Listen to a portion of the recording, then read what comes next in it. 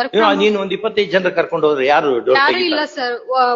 ಊರಲ್ಲಿರುವಂತ ಹಿರಿಯರು 4 ಜನ ಅಷ್ಟೇ ಬಂದಿದ್ರು ಸರ್. ಇವ್ರು ಏನು ರೆಸ್ಪಾನ್ಸ್ ಮಾಡ್ಲಿಲ್ಲ ಸರ್. ನಮ್ನು ಒಳಗ್ ಕರ್ಕೊಲಿಲ್ಲ ಸರ್. ನಾನು ನಮ್ಮ ಮಮ್ಮಿ ನಮ್ಮಪ್ಪ ಹೊರಗ ಬಿಸ್ಲಲ್ಲೇ ನಿಂದ್ರಿಸಿದ್ರಿ ಸರ್ 3 ತಾಸು. ಅವ್ರ ಆಮೇಲೆ ಹಿರಿಯರ್ನ ಕರ್ಕೊಂಡ್ರಿ ಸರ್. ಅವ್ರ ಏನ್ ಹೇಳಿದ್ರು ಇವ್ರು ಏನು ಒಪ್ಕೊಳ್ಳಿಕ್ಕೆ ತಯಾರಿಲ್ಲ ಸರ್.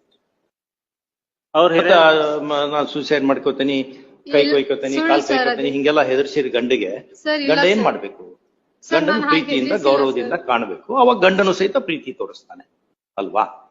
ಸುಳ್ಳ ಹೆದರ್ಸಂಗಿದ್ರೆ ಆಮೇಲೆ ನಾಳೆ ರಾತ್ರಿ ಇವ್ರ ಮರೆಯ ಮಕ್ಕೊಂಡಾಗಿ ಇವಳೆಲ್ಲ ಮ್ಯಾಲ ಹತ್ಕೊಂಡು ಹೋಗಿ ಮ್ಯಾಲಿಂದ ಹಾರಿದ್ರೆ ಏನ್ ಮಾಡೋಕು ಅನ್ಕೊಂಡು ಭಯ ಇದ್ರೆ ಗಂಡ ಮಲ್ಕೊಳ್ಳೋದ್ ಹೆಂಗೆ? ಅಂತ ವ್ಯಕ್ತಿ ಜೊತೆ ಜೀವನ ಸಹಬಾಳ್ವೆ ಮಾಡೋದ್ ಹೆಂಗೆ? ಅದಕ್ಕೇನೇ ಸಮಸ್ಯೆ ಇದ್ರು ಒಳ್ಳೆ ಒಂದು ಥೆರಪಿಸ್ಟ್ ಅದಕ್ಕೆ ಕರ್ಕೊಂಡೋಗಿದ್ದ ಗಂಡ ಬೇಕಾ?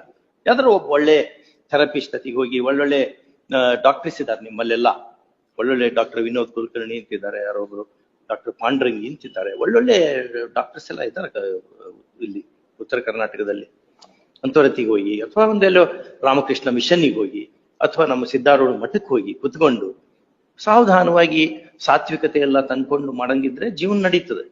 ಅದು ಬಿಟ್ಕೊಂಡು ಹೊಡೆದಿದ್ದಕ್ಕೆಲ್ಲ ನಾವು ಆ ರೀತಿ ಕಾನೂನು ಕೋರ್ಟು ಅನ್ನಂಗಿದ್ರೆ ಹೆಂಗಾಗ್ತದೆ? ನಮ್ದು ಸಹಿತ ಒಂದು ಪಾಶ್ಚಿಮಾತ್ಯ ಸಮಾಜ ಆಗಿ ಪರಿವರ್ತನೆ ಹೊಂದ್ತದೆ. ಅವಾಗ ಏನಾಗ್ತದೆ? ನಮ್ಮ ನಾಗರಿಕತೆ ಹಾಳಾಗಿ ಹೋಗ್ತದೆ. ಯಾವ ಫ್ಯಾಮಿಲಿ ಉಳಿತಾವ್?